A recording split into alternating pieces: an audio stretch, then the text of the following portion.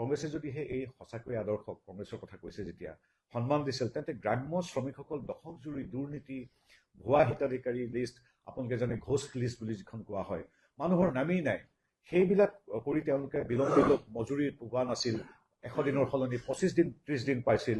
আৰু অকাৰ্যকৰী সম্পদ, মই কোৱাৰ দৰে ক'ৰবাত এটা পুখুৰী খান্দি দিয়ে আকৌ তেওঁলোকে কৰি দিয়ে। গতিকে কংগ্ৰেছৰ আচলতে কোনো নৈতিক অধিকাৰেই নাই। আমি পুনৰবাৰ কৈছোঁ যে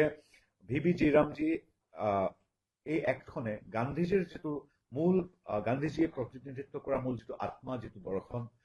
পঞ্চায়তী ৰাজ, গাঁৱৰ সবলীকৰণ, এই দৰ্শনৰ ওপৰত ভিত্তি কৰি এইখন আইন এতিয়া প্ৰণয়ন কৰা হৈছে। এতিয়া আমি পুনৰবাৰ কওঁ যে মহামানৱ মহাত্মা গান্ধীৰ দৰে বিশাল সত্তা জাতিৰ জনকজনৰ এটা আঁচনিৰ নামৰ সৈতে সংযুক্ত কৰি তেওঁলোকে যিটো ভুৱা প্ৰচাৰ কৰিব বিচাৰিছে, তাতকৈ তেওঁলোকে অধিক গুৰুত্ব দিয়ক যে মহাত্মা গান্ধীৰ দৰ্শনেৰে শ্ৰমিক কৃষকক অধিক শক্তিবন্ত বা সবলীকৃত কৰিবলৈ যি আঁচনি হৈছে, 100 দিনৰ পৰিৱৰ্তে 125 দিন, সঁচা অৰ্থত আন্তঃগাঁথনি উন্নয়ন গাঁৱৰ, আৰু যদি কেনেবাকৈ মজুৰি বিলম্বিত হয় তাৰ বাবে মজুৰিটো এতিয়া যিটো মজুৰি আছে সেই মজুৰিটো এতিয়া সেইটোৱে চলি আছে, কিন্তু সময় সাপেক্ষে আপোনালোকে জানে পুনৰীক্ষণ কৰা হয় আৰু সেইটো বৃদ্ধি পাই গৈ থাকে।